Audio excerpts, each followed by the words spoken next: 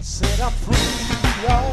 Got the victory. Set up free, y'all. Got the victory. Set up free, y'all. Victory. I am free. Yes, I am. Set up free, y'all. Got the victory. Set up free, y'all. Got the victory. Set up free, y'all. Yes, I am.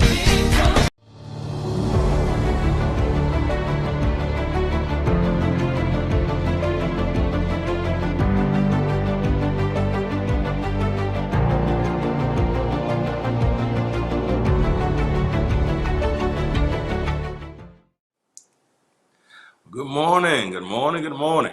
This is the day that the Lord hath made. Let us rejoice and let us be glad in it.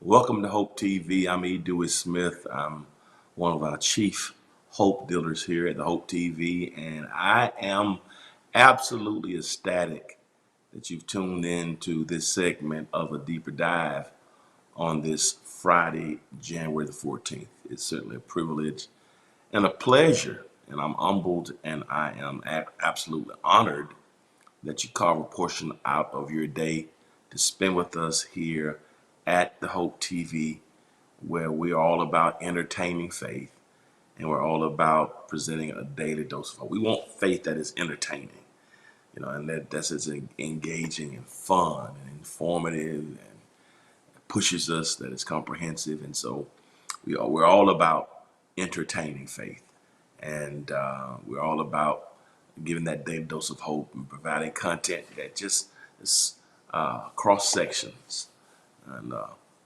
lot of intersections. So we're excited. I really am, and I'm thankful that you're here this morning. Yes, I am, and honored and privileged. And do me a favor, drop me a line and let me know the city and the state and the country from whence you're viewing. We take your viewership very, very, very seriously here, and I want to hear from you. It's important that we hear from you. Good morning to you, Tina Williams from Fort Valley, Georgia. Thank you for being a part. Again, thanks for being a part of the family. I want to hear from you. It means a lot. We try to have intentionality in terms of good morning to you from Deborah Ellison from Ohio. Blessings to you. Good morning to you. Thank you for being a part. And we try to be intentional about our programming here, and we try to be consistent. And so it's almost like when you prepare dinner and you hope people come to eat, nobody shows up. So you want to know when you prepared and you put something forward, you want to hear from people. Good morning to you, Gregory Aaron White from Memphis, Tennessee. Blessings to you. Glad to have you here with us. Thanks for carving out a portion of your day to spend with us. And so we got Georgia, we got Ohio, we got Tennessee.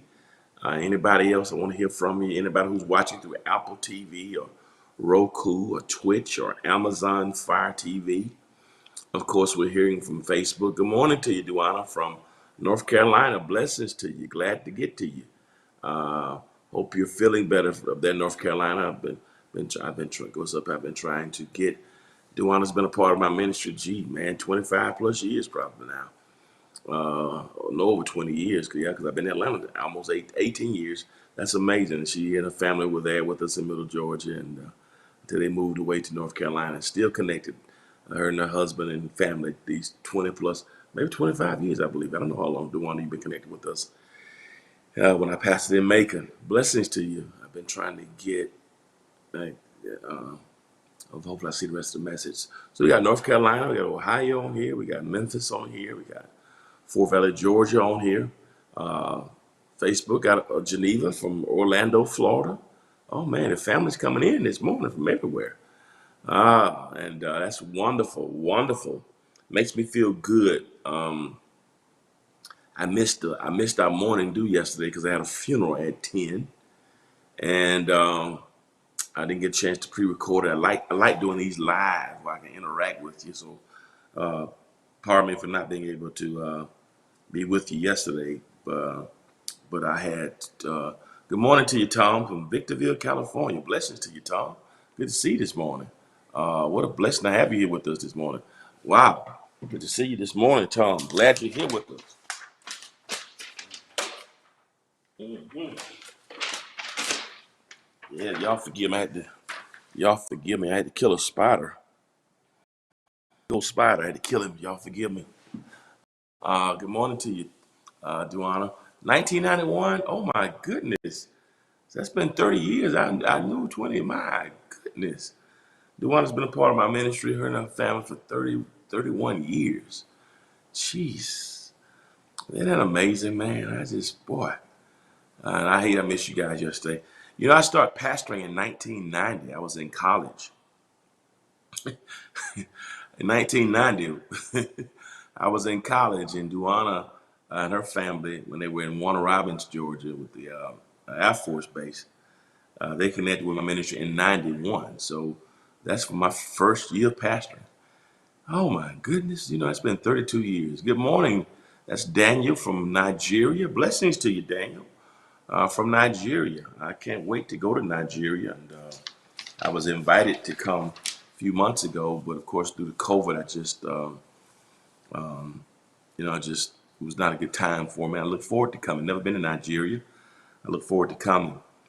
Blessings to you. But everybody who has supported us, good morning to you. Veronica from Greensboro, North Carolina. Blessings to you. Veronica Broadnax from Greensboro. Blessings to you, Veronica. Glad to have you here. My youngest son, always talks about North Carolina A&T. And so blessings to you up there in North Carolina. So we got Raleigh and Greensboro. So we got Nigeria on the line today. We got two from North Carolina, Ohio, Florida, California, Memphis, Tennessee. We got Fort Valley, Georgia. So and Nigeria. So God is blessing us today, and I'm thankful. I'm excited that you've tuned in today. I appreciate you. We're in day 5 of our fast. Good morning to you. We're in a 21-day fast, and we started on the 10th, and today this is Monday, Tuesday, Wednesday. This is the 5th day. And those of you who have not started with us, we want to encourage you to start with us. We started light this week. We're going to move next week to vegan options for the next 2 weeks, and be no meat, no dairies. Got Nashville, Tennessee on as well. Got Nashville and Memphis. That's Gianna Chase. Blessings to you. So if you want to fast with us, you can go to our website, hohatl.org, to get more information. Fasting is a spiritual discipline, and it is taught in the scripture. And so if you have some physical conditions that you may want to consult with your physician first, just to make sure it's okay. There are certain physical issues that you have that fasting may present a challenge. If that's the case, just encourage you to talk to your physicians. But I'm excited about it. We have Randall Randall is tuned in today from South Africa. So we got Nigeria and South Africa. Blessings to you, Randall. Glad to have you here with us today. So we're excited. South Africa and we have Nigeria on the line today. Blessings to you.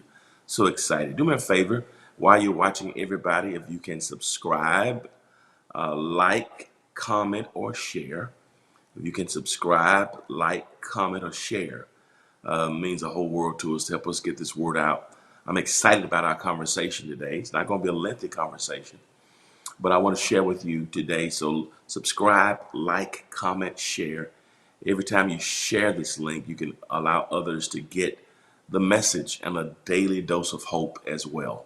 So everybody who's watching, whether it's Nigeria, South Africa, Victorville, California, whether it's Orlando, Florida, Greensboro, North Carolina, Raleigh, North Carolina, whether it's Ohio, Memphis, Nashville, Fort Valley, Georgia, wherever you're watching from. There's YouTube. We have a Patricia Triplet. That Patricia, she's from Winfield, Louisiana. Yeah, Winfield, Louisiana. So we got Louisiana on the line this morning too. So blessings to you. And I haven't heard from my YouTube family yet. I don't know where they are. I think we've had some difficulty with YouTube, but to all the YouTube family as well, I want you to make comments. We're going to try to get it worked out so we can get your comments on here as well. We want to hear from our YouTube family as well. All right, let me get right into our conversation for today. We're talking today about proofs. Always watching. Thank you, Rhonda from Nigeria. Always watching videos of you. That's amazing. Look at God. Look how God does it. YouTube, we got Bryant Ward and Jamie Braithwaite on YouTube. Blessings to you. Blessings to you. So excited. Now, let me get right into our deeper dive. Today, we're talking about proofs for the existence of God. For the past really 3-4 years, it's like one of the things that I've just been led to is just to focus on God, to have a higher view. We got a lot of, thank you, Sean. Good to see you, Sean. Got a lot of first-time guests. Welcome to our first-time guests. Glad to have you part of the family with us today. And it means a lot to us. And I don't know the time zone differences, but everybody who's tuned in, welcome. And but we've been talking about God for the past couple of years and really focusing on God. And this year we're talking about God's power. And one of the things I wanted to just go deeper with us, proofs for the existence of God. And today we're going to look at some philosophical, theological proofs that are pretty common, but I want to give you three words today. I want to focus on 3 words today. Good morning to you from Opelika, Alabama. Good morning to you, Maddie Clark from Alabama. So, well, the family's coming in today. Listen, this is exciting to have all the family here. I want to give you a couple of arguments about proofs for the existence of God. There's a gentleman, there was a theologian, philosopher whose name was Thomas Aquinas. Thomas Aquinas is given a lot of credit. Fort Lauderdale, Florida. Good morning to you, Betty. A lot of people give him credit for these proofs, but people like St. Anselm of Canterbury and so many others have contributed to this conversation. But there are 3 words I want to give you. I want you to commit to your memory because I think they're important from a theological and a philosophical perspective. 3 words that I want to push today. 3 proofs or 3 arguments that I want to push today. Good morning to you, Amy Robinson from Decatur. Okay, so are y'all ready to go to work? All right. So the first proof of the existence of God, first slide, please, is what we want to call the ontological proof. It's a deep word, but it's a big word, but it's a word that's pretty common in theology and philosophy quarters. And so that's why we call this a deeper dive, because I want to engage us a little deeper. I want you to get that word ontological. That may be a word that you may hear me use. A lot of preachers may use. It's a word that you see sometimes when you're reading different literature. So it's a pretty common word from a theological and from a philosophical perspective. Ontological. And so this ontological proof or as it is also called, the ontological argument. And I dealt with this last week in Deeper Dive. So if you missed the January 7th Deeper Dive, this is really what I dealt with last week. It was really the ontological idea. And basically, the ontological got Wilmington, Delaware. Blessings to you. Barbara Cobb from Delaware. Blessings to you, Barbara. Good to have you here with us today. The family's coming in from everywhere today. Blessings to you. And so the ontological argument or the ontological proof, it proceeds from the idea, and we dealt with this last week. Got Buffalo, New York. Good morning to you. Jimmy, Gory, Buffalo, New York. Blessings. Got Delaware and Buffalo, New York on here today. And so it proceeds from the idea of God to the reality of God. I think I told you last week that I think Anselm said about God that God is that thing. God is that to which no greater thought can be thought of. Is that what we called it last week? To which no greater thought can be thought of. No greater thing can be thought of. And so if you think about God in terms of an idea, what is an idea that is bigger than God? Good. Got Macon, Georgia, my hometown. Blessings to you. It's Harris Harmon. So what idea? That's it. That's it. That was it. That's good. Put it back up on lights. That's perfect. Thank you, producer. That's wonderful. Thank you, because I didn't give you that. I didn't give you that on my notes for today. If you can put that back up, because that's really the ontological argument. Can you put that up there? Here it is. This is what Anselm, who was and that's, we talk about Canterbury, that's really the Church of England. But here's what he says. Here's what Anselm said. God is that than which no greater thing can be thought. So in his mind, what can you think of that's greater than God? And so if you can think of no greater idea than God, then that must be God. So what's the greatest thing you can think of? Is there any thought that you can think of that's greater than God? So if you can't think of any thought that's greater than God, then God is that. And so for Anselm, if God does not exist, the idea remains. So just the idea of God remains. It's amazing that I talked about this last week, that even for the atheists, atheism means to be against God. But even in the name atheism, the word theism comes theist, meaning God. So even the atheist has the idea of God. Even if they don't believe in God, that the atheist can think of nothing that is greater than God. Creation, evolution. And so the idea of God, if that's nothing greater than the idea of God, then or what can you think of that's greater than God? Whatever you can think of that's greater than God, that's God.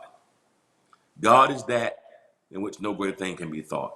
Now, we talked last week, however, about but the reality of God is greater than the idea of God. So this idea, this concept of God, this is called the ontological argument. Yeah, that's good. So the reality of God is greater than God. We talked about this last week. So if God is that than which no great thing can be thought, the idea of God must lead to accepting the reality of God. And so, but we don't just believe in the idea of God. We believe in the reality of God. But for the atheist, the idea of God must make one think about the thought that there is a God. So even if the atheist does not accept the reality of God, they have to struggle with the idea of God. Woo! So God is so awesome that even the atheist has to struggle with the idea of God. And so this is called the ontological argument. The ontological argument. That even the concept of God, that's good. That's good. So here's what Anselm says. It proceeds from the idea of God to the reality of God. And it was first clearly formulated by Saint Anselm of Canterbury. So here's the thing about, so when we talk about the ontological argument, it deals with the idea of God. It deals with the reality of God. So the very concept of God is ontological. It is the ontological argument that if you can, so if the atheist says there is no God, the fact that they had to think about God is ontological. For them to have to dismiss God means they had to think about God. The atheist can't even be atheist without talking about God or the idea of God. But those of us who believe in God, we don't just believe in the idea, we believe in the reality of God. That's the hymn of the church that I love so much. It says, there are some things I may not know. There are some places I may not go. But this one thing that I am sure, that God is real, for I can feel him in my soul. Yes, God is real, real in my soul. He is real, for he has washed and made me whole. His love for me is just like pure gold. God is real, for I can feel him in my soul. That's ontological. That's an ontological conversation. From the idea of God to the reality of God. There was a German philosopher whose name was Friedrich Nietzsche. And Nietzsche concluded that God was dead.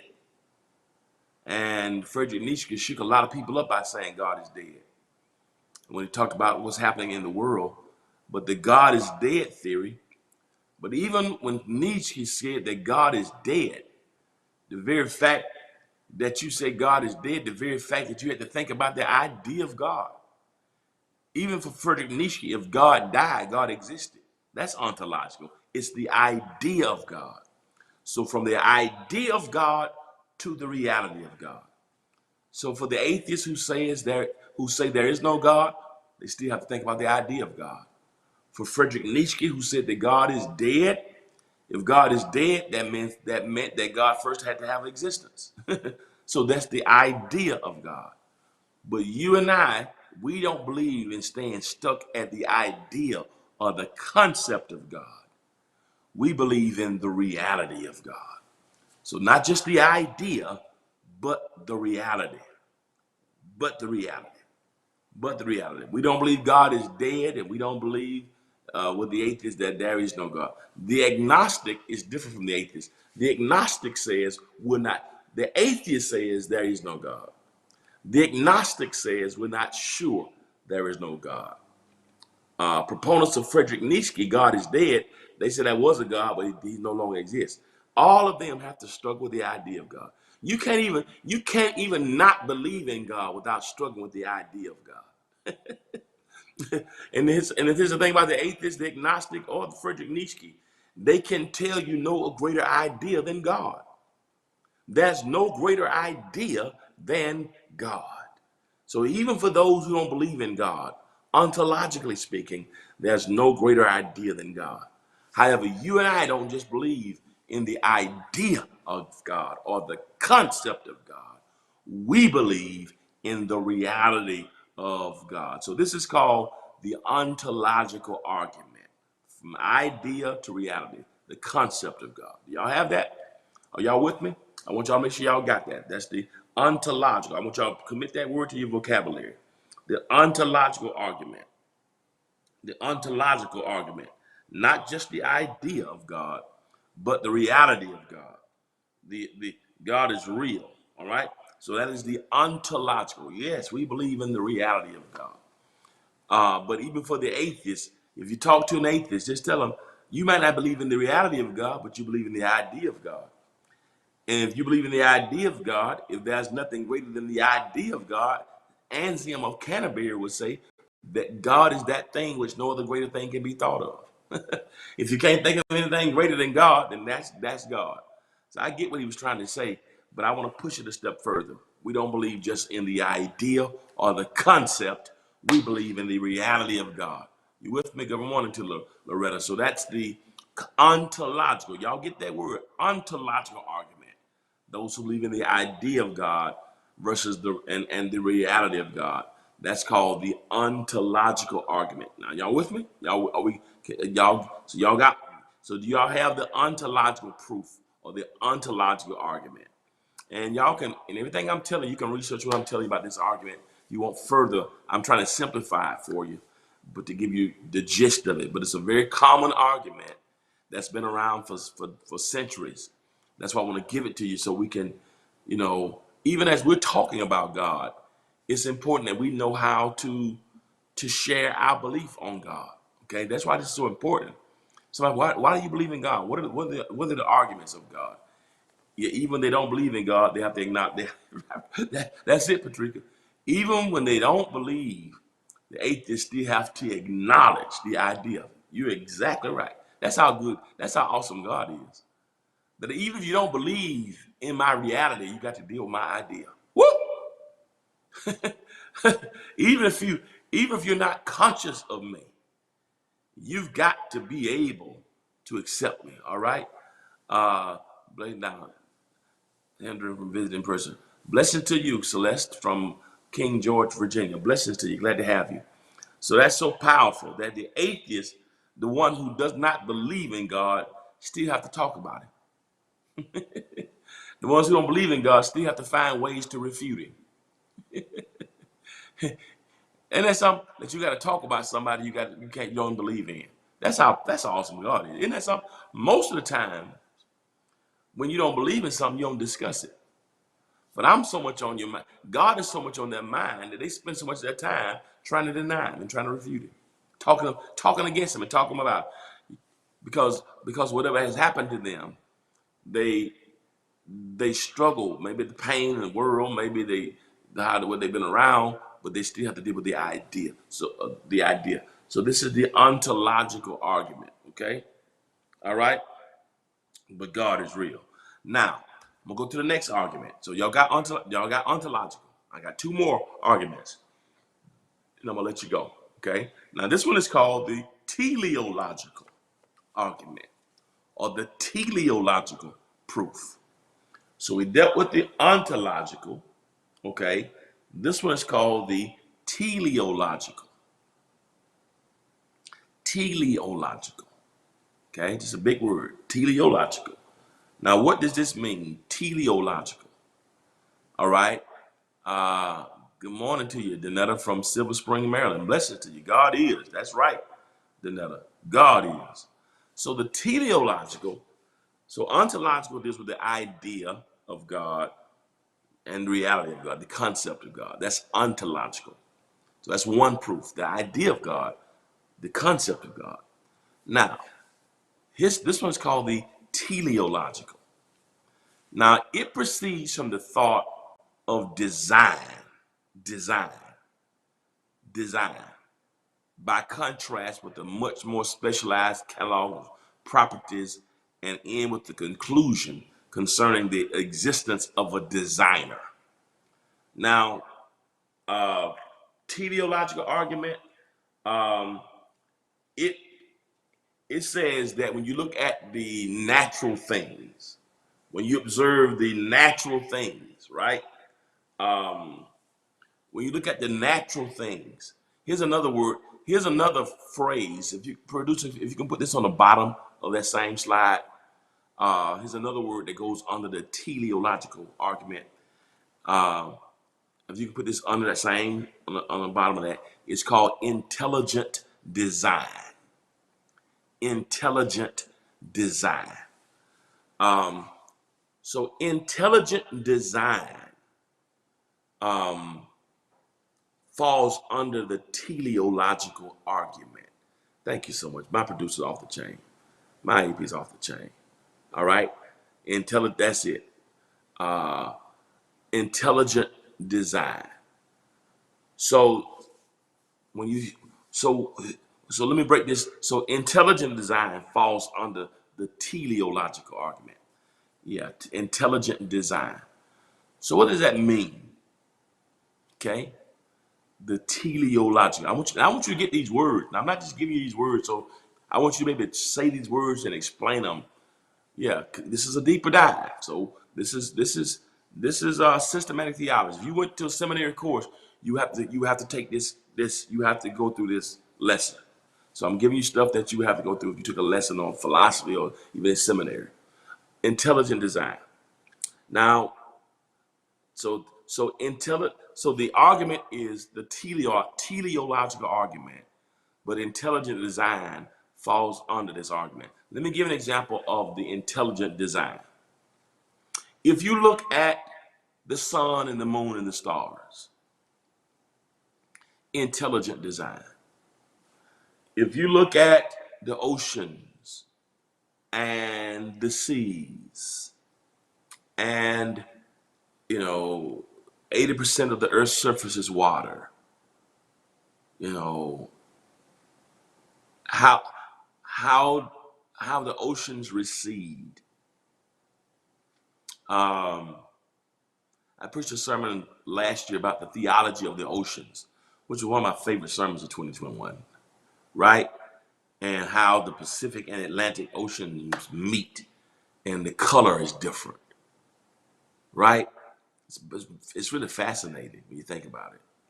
And off the coast of Brazil and South America and in parts of you see where one ocean is of a different color than the other, and how they meet but they don't mix. The oceans meet. You can see the line. How God made one blue and one green, and they mix, and you can see you can look at it and see who did that. The stars, the constellations, the hemisphere, the teleosphere, the stratosphere. Who designed that? That was that is a design, right? Uh, you look at the different properties and look at the different uh, how everything is designed. Yeah, it's all if you look at the human body, how it functions, how we get a cut if your body is how blood flows there. Blood flows to the area of the womb. Woo! My God, don't y'all make me preach this. I'm sorry, I'm not trying to get too happy. But whatever, you cut yourself, that's a puncture there. Blood immediately comes up. How blood goes immediately to the area that's been wounded. My goodness. How the planets line up. Yes. Talk about shooting yourself beyond up into the stratosphere and Mars and Venus and Pluto and Uranus and Euripides. Oh my God. The Milky Way. How did it get there? That's the teleological argument. The different properties. If the sun is positioned where it's close enough to us to keep us warm. If the sun was any closer to Earth, we burn up. If it was a smidgen further away, we freeze to death. Who perfectly placed the sun to keep us warm? Warm enough, but not cold enough. Who did that? We're expecting snow this weekend in Atlanta. It's going to be snowing in Atlanta. It's going to be 80 degrees in Turks and Caicos. Who designed that? Who separated the North Pole from the South Pole? Talk, Tom. Everything points. It's a teleological argument. How the moon rotates around the sun. Woo. My goodness. Every night the moon rotates around the sun. And the job of the moon, you look up at the moon, it's a quarter moon, a half moon, a full moon, and so much has been said about the moon. But do you know the moon has no light of its own? There is no intrinsic light within the moon. So when you look up at nighttime and see the moon, it's beautiful. It's luminous. It has no light. What is the light? The light that you see in the moon is not the moon's light. The moon simply reflects the light of the sun. Every time you look at the moon, it reminds you there's a sun. The moon is there to be the queen of the lunar system, to brighten up dark areas. But her job is to reflect and rotate, to reflect the light of the sun. Who designed? The moon is nothing but dead rock, something that was discarded, something that was broken, but it's placed close enough to the sun. How God can take something that was broken, that was worthless, but put it close enough to the sun and let it reflect the light of the sun. Don't make me preach here. Who did that? The properties. And so there has to be, so if there's intelligent design, there has to be a designer. That's the teleological argument. That's not just the design, there has to be a designer. These things, these properties that have existed for, science says billions of years. That's the design, the design. So the design alone indicates, all right, there has to be, when you notice natural things, right, how they act for a purpose, right, there has to be a designer. This is the teleological argument. So the ontological argument, it says the idea of God, the reality of God in thought, the concept of God, just the thought of God is ontological. The idea of God, the concept of God, that's the ontological argument that was formulated by Anselm of Canterbury. So the idea, the concept of God, the reality of God. So the God is that thing which no greater thing can be thought of. That's God. What's the greatest thing you can think of? Whatever the greatest thought you can think of, that's God. That's ontological. That's the ontological argument. The teleological argument is the one of design, of design. There has to be something. There has to be a designer. Something had to bring these things to pass. What was behind all of it? What brought it to be? What was the thing that made it appear? All right. What is it? What is it? And so that's the ontological, okay? The ontological argument. All right. So it's the natural cause. All right. All right. Now I'm gonna give you one more. It's exciting. So we dealt with the ontological. We dealt with the teleological. I see y'all on YouTube. I hear you, James. Now let's deal with the cosmological argument. I hear James. Yeah, James said, I believe in God because God is real. God is real if I can feel it in my soul. James is from Harlem, New York. Brian Waters trying to be funny. He said I was 1 year old and I was a year old in 1990. I appreciate you. I appreciate you, Brian, for making me feel old. I appreciate you. Thank you. Thank you very much. Yeah, when I started pastoring, he was a year old and he just wanted to remind me. You know what I mean? I don't know what you call that argument. I don't know what you call that argument, Brian Ward on YouTube, but you're being disrespectful by it, but that's okay. That's the disrespectful argument. That's what that is. The ontological argument is from Anselm of Canterbury. The disrespectful argument this morning is from Brian Ward of Decatur, Georgia. That's what, yeah, the nerve of you to tell me you were a year old when I started pastoring. I appreciate you. I didn't need to remind you. When I got out of bed this morning, my knee was, but thank you for the reminder anyway. I appreciate you, James. Thank you. When I got on the treadmill, I didn't need the reminder that I'm not a young spring chicken anymore. Thank you for the disrespect. Would y'all thank Bryant Ward on YouTube for the disrespectful argument? I'm talking about the ontological and the teleological, but he wants to talk about the disrespectful. Blessings to you, Bryant Ward. But keep on living. Keep on living. Keep on living. You're gonna need some lactose free. You're gonna need some. You're gonna need a pill to take when you drink some milk. Keep on living. Keep on living. Keep on talking about us old folks with your disrespectful argument. Keep on talking about it. I used to laugh at old folks too, Brian Ward. But your day's coming. Keep on living. A few more rising sets of the sun.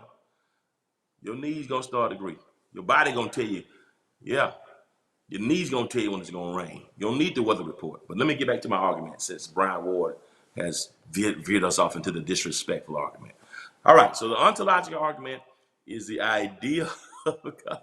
The ontological argument is the idea of God and the concept of God and the reality of God. Okay, that's the ontological argument.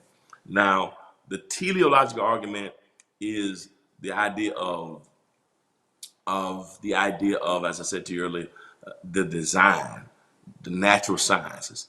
Now, the cosmological argument, the cosmological argument is kind of similar, but it's a little different than the teleological argument. Y'all want to roll, man? Let's deal with the cosmological argument. Now, I want you to remember this word, cosmos. We use that word cosmos. Some of you have heard the word cosmopolitan. They have a magazine called Cosmopolitan. There's a magazine. I don't know if they still make that magazine, Cosmopolitan. When people go out to dinner or to banquets, you got formal, you got semi-formal, you got business casual, you got chic. You even got you keep on living, right? You even have a style of dress now called cosmopolitan. So I don't know if so these are a few words that are out there.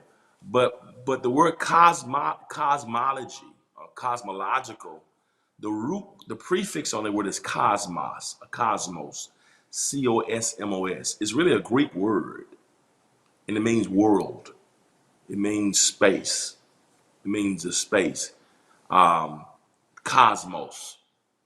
It's a Greek word. So the space, the sphere. All right, cosmos. So cosmopolitan, cosmos, the atmosphere. So this whole cosmological proof, it proceeds from consideration of the existence and order of the universe. Sometimes the cosmological argument is like it's attached to a first mover, like um, like um, like the first. Blessing to you, Hollis Thomas. Blessing to you, James. So YouTube. So the cosmos, um, it it it proceeds from a consideration of the existence and order of the universe. Cosmos. Um, what it also moves. Let me deal with the cosmos. Here's an argument that comes under that. Um, there are really two arguments I could put. Yeah, that's good. That's good. Up under that cosmological argument, I'm sorry, producer AP, I didn't give you this. I want you to put up on that first mover. First mover. First mover. So I want you to get you two things to put on the bottom of that, and I'm gonna let y'all go. First mover. First mover. All right. All right. First, yeah, mover. That good. So with the cosmological argument is different from teleological. Teleological deals with design, intelligent design. Cosmological says, okay, the universe exists, right? Naturally. But there had to be a first mover. While the teleological gets into the nuances of how it was all designed, the cosmological says it exists. Teleological says something developed it, something designed it. Cosmological says something willed it. There had to be a first mover. Before it was designed, there had to be a first mover. Here's another one I want you to put up on the very bottom and let you go. cause and effect. Cause and effect. That this can you go up? Can you come up some a little bit? Cause and effect. Or just put it beside first mover. Oh, yeah, that's it. That's great. That's good. That's great. Cause and effect. That's it. Perfect. And so these arguments both come under the cosmological proof that to every effect there must be a cause. While the teleological deals with the design, cosmological says there had to be a first mover. That all this stuff, somebody had to move it. And the first mover is also the unmoved mover. Woo! I don't mean to get loud and preach it, y'all. But the one who first moved is unmoved. The unmoved caused the first movement. Nothing moved him to exist, he just existed. He's got to be the first mover who can't be moved. The earth exists because it was moved. God exists because he's the mover. If God was moved to exist, then whatever moved God to exist would be God. So the first mover has to be unmoved. This is why I don't pray. This is why I don't pray to the universe. I know that's very popular now. We hear people. I believe in the universe. I believe that there's a power in the universe, but I don't pray to the universe. Some people have used universe. Some people don't use God no more. They use universe. The reason why I don't pray to the universe because the universe is not God. The universe is a creation just like you and I. The universe was moved to exist. It was moved to exist by an unmoved God. Now, if the universe moved God into existence, then the universe, I pray to it. Because the universe will be that thought that's greater than God. I can't pray to something that was created. That's why even though the devil is powerful, I take consolation in the fact that Genesis 3:1 says, now the serpent was more subtle than in the beast in the field which the Lord God has made. So even the devil was created by God. That's why he's not omnipotent, all powerful, because he's a created being just like you and me. God created him and gave him choice, and he chose to rebel. But the devil will never be more powerful than God because the devil was created by God. Whatever caused the first movement is God. That's why God has to be the unmoved mover. This is the cosmological. This is all cosmological. Woo! Nothing forced him to exist. Nothing happened and his existence came. Woo! Some people say his existence came out of nothing. No. I've heard people say his existence came out of nowhere. No. No, no, no, no, no, no. Mm-mm. Nowhere didn't birth his existence. Because if nowhere birthed God's existence, then nowhere would be God. God didn't come out of nothing. Because if God came from nothing, then nothing would be God. If God came out of nothing, my prayer would be, nothing I stretch my hand to thee. Lord, nothing, we give you praise, nothing. If nothing is the thing that birthed God. So stop saying God came out of nothing. Or God came out of nowhere. God didn't come out of nothing. Nothing came out of God.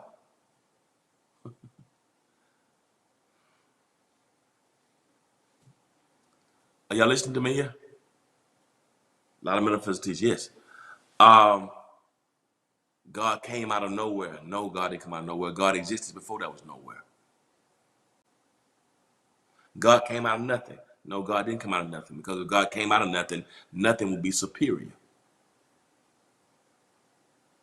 God didn't come out of nothing. God just exists. Are y'all okay? So this is the cosmological. So there's a cause and effect. To every cause, there's an effect. I believe in the universe. I respect the universe, right? But that's it. But there's a first cause, right? Now, I'm gonna give y'all something right quick. So God didn't come out of nothing. God didn't come out of nowhere. God existed before there was nothing. The mover of the cosmos has to be unmoved. He is the first mover. God is the first mover. Woo! Nothing moved God to make God exist. God exists before there was nothing or nowhere.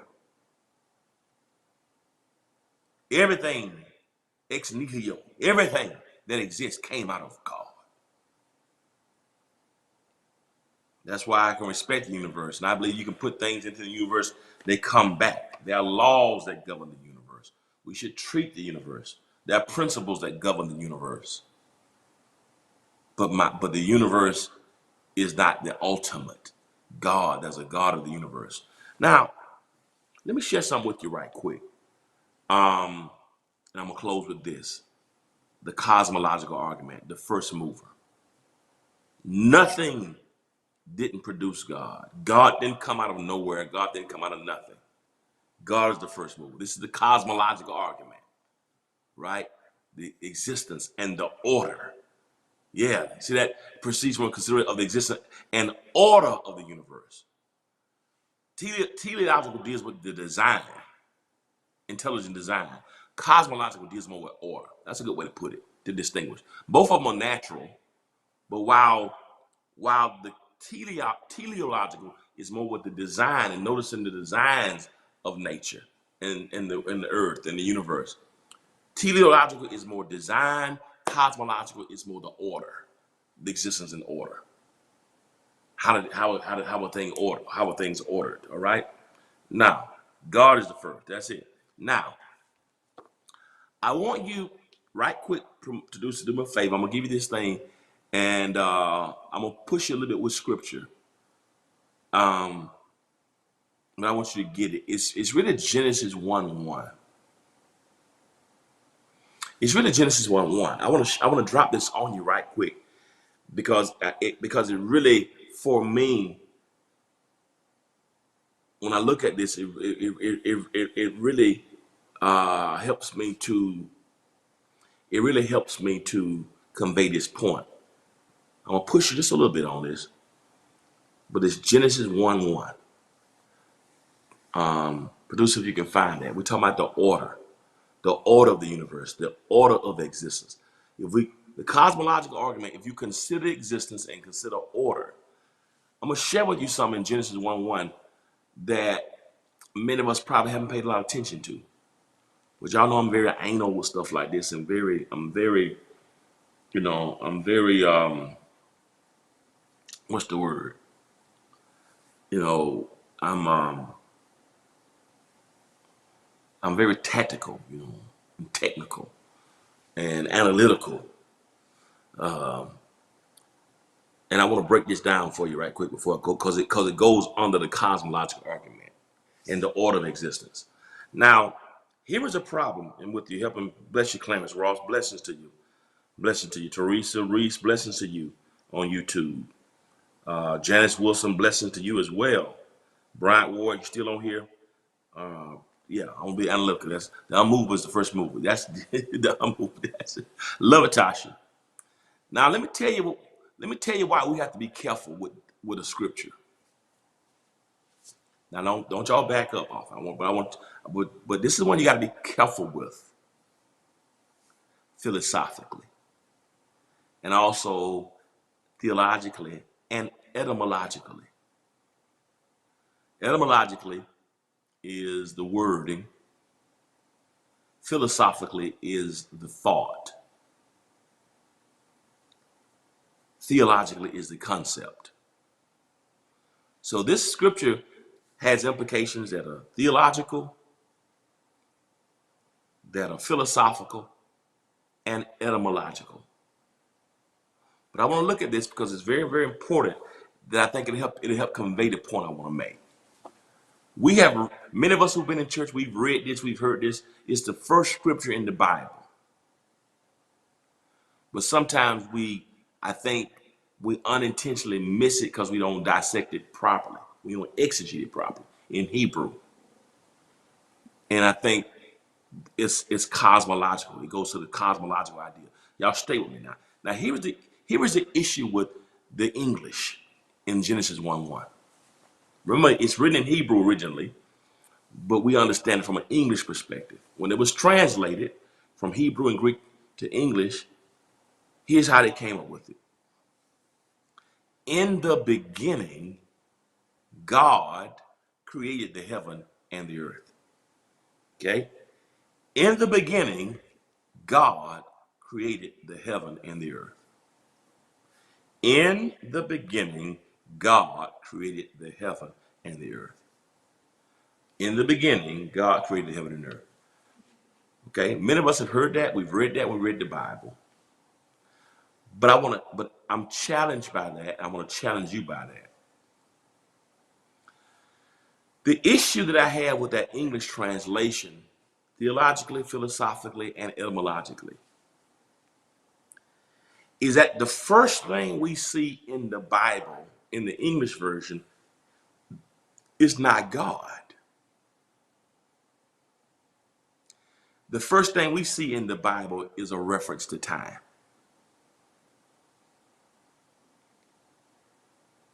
That's problematic. This verse does not start with God.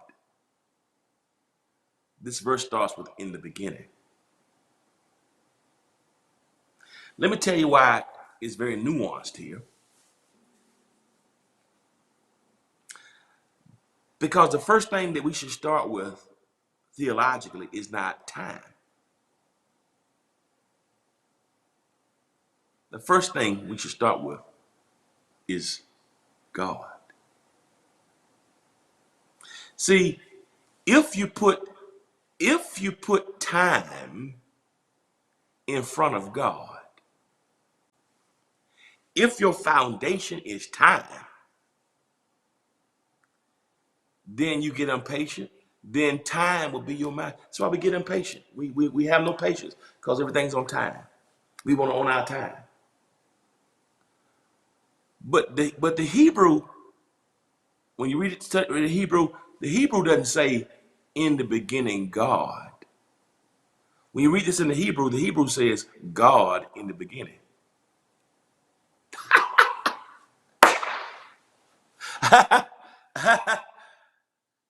I like the Hebrew iteration because I don't put time in front of God. I can't start with time because the beginning is created by God. The beginning didn't birth God. God birthed the beginning. So why would I put the beginning in front of God when the beginning has no beginning unless God begins it? That's why Jesus says, I am the first. I am the last. I am the beginning. I'm the end. That's Revelation 1:8. That's Revelation 20:22. So it ain't in the beginning God. It's God in the beginning.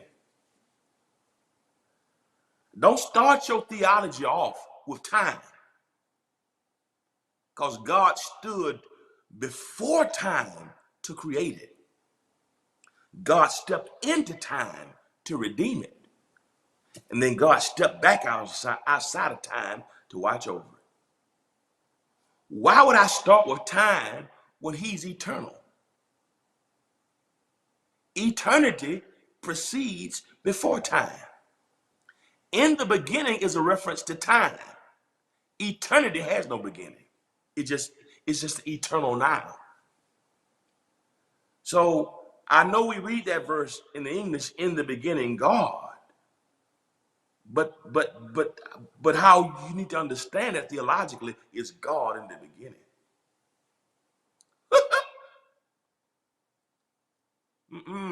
You don't start with in the beginning. You start with God. Don't start your day with time. When is this gonna happen? When is it gonna happen? When I'm gonna get married? When I'm gonna get my promotion? That's why many of us have we got anxiety because we're stuck with time. We always think about time. What I'm gonna do tomorrow? What the bills due next week? That's because we're letting time govern us. This is why Jesus says, take no thought what you're gonna put on. Take no thought about what you're gonna wear. That's why Jesus said when he prayed, he says, give me this day. Many of us have driven ourselves crazy because we've let time be more important than God. I ain't married yet. When am I have my first child? When my promotion coming? When am I gonna get my check? When it's gonna turn around? When my husband gonna act right? When my wife gonna get herself together? When the church gonna make it over? When COVID gonna be over? When? Because we put time in front of God, it's driving us crazy. But it's not in the beginning. God is God in the beginning. So even if I can't see time, I see God. Because God got time in his. I'm not trying to preach y'all, but I don't know who this is for. And God had to tell me, stop putting anything before me. Thou shalt have no other God before me. And unfortunately, some of us have put time in front of God in the beginning. No, not in the beginning, God. It's got to be God in the beginning. He's Alpha and Omega. He was there before the beginning began. He'll be there when Omega is over with. His sweep is from everlasting to everlasting. It ain't in the beginning. God is God in the beginning. Oh, he precedes time and space. Don't you say in the beginning God came out of nowhere? No, God didn't come out of nowhere. You're saying nowhere birthed God. What you're saying is nowhere is the beginning. Nowhere, no. God didn't come out of nowhere. Nowhere came out of God. How can God come out of nowhere? You made nowhere the foundation. You made nowhere. Nowhere is not the womb or incubator of the divine. Oh, I just said something. I said nowhere is not the womb or incubator of the divine. Nowhere doesn't birth God. God births nowhere. You know why? Because if God decided to go somewhere, he'd bump into himself when he got there. Because he precedes nowhere and somewhere. And so I got to let y'all go. I didn't mean to preach on this Friday morning. This is just what we teaching, but I feel the power of God. And I want to tell you today, no matter what you face in 2022, no matter what you face, I'm thankful for the new year. I'm thankful for the opportunity and the fresh start of a new year. But God don't need a new year to get you a blessing. Your blessings don't start with a new year. God is the source of your blessing. So don't look at 22 to be the thing that blesses you. Look at the God who gave you 22. Stop saying in the beginning, God, and say God in the beginning. Start with him. It's in him we live. It's in him we move. It's in him we have our very being. Are y'all listening to me here? So the Hebrew is not, so when you study this in the Hebrew, it's not in the beginning God. It's God in the beginning. And guess what? God in the beginning created heaven and earth. Not in the beginning God created heaven and earth, but God creates the beginning. And he creates heaven and earth. The beginning does not create God. God creates the beginning. Don't start with time. Start with the God who makes time. Not in the beginning God, God in the beginning. And can I tell you something? Because the beginning is not the beginning, God is the beginning. God's going to be there with you in your beginning. God will be with you in the middle. And God will be with you in the end. So no matter what you're facing, if it's surgery, it's God in the beginning. It's God in the middle. It's God in the end. If you had a loved one that died, it's God in the beginning. God in the middle. That's the cosmological argument. He is the unmoved mover that moved all things. So not in the beginning, God. No. That's theologically wrong, philosophically off, and etymologically inaccurate. It is not in the beginning God created the heavens and the earth. It's God in the beginning created heaven and earth. I gave you the ontological argument, the teleological argument, and the cosmological argument. You got it. God is the joy and the strength of my life. He moves all pain, misery, and strife. He promised to keep me, never to leave me, never ever come short of his word. I've got to fast and pray, stay in the narrow way. Try to keep my life clean every day. I want to go with him when he comes back. I've come too far. I'll never turn back. God is. God is. God is. God is. God is my all. Y'all forgive me. I feel the power. I wish I had an organ in this house. I would back my own self up. What? God. I'll let y'all go. I've been here y'all way too long. It's not in the beginning, God. God in the beginning. That's the cosmological. It's the order of things. Make sure you get your cosmological argument right in your own life. The problem in our lives is we messed up the cosmological argument. The problem in our lives is the order. We got our order wrong. We got in the beginning God. Our order is wrong. Your husband come first. Your wife come first. Your kids come first. Your job come first. Your money come first. Your hair come first. Your car come first. Your house come first. You made your idols. And he said, thou shalt have no other God before me. Whatever you put before him, you made that God. Not in the beginning God, God in the beginning. Get your cosmological argument right. That's what he's saying to all of us. I gotta let y'all go. I love y'all.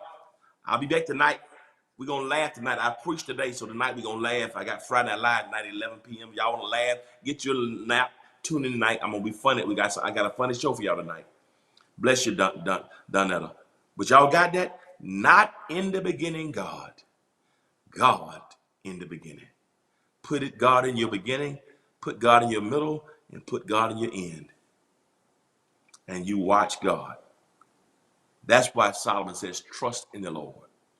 With all your heart, lean not to your own understanding. In all your ways, acknowledge him, and he will direct your paths. Got the ontological argument, the teleological argument, and the cosmological argument. That all give proof to the existence of God. I love you. As always, remember this. If you'll be good to God, God will be good to you. Peace. See you tonight at 11 p.m. Eastern Standard Time. Peace. Said I'm free, y'all.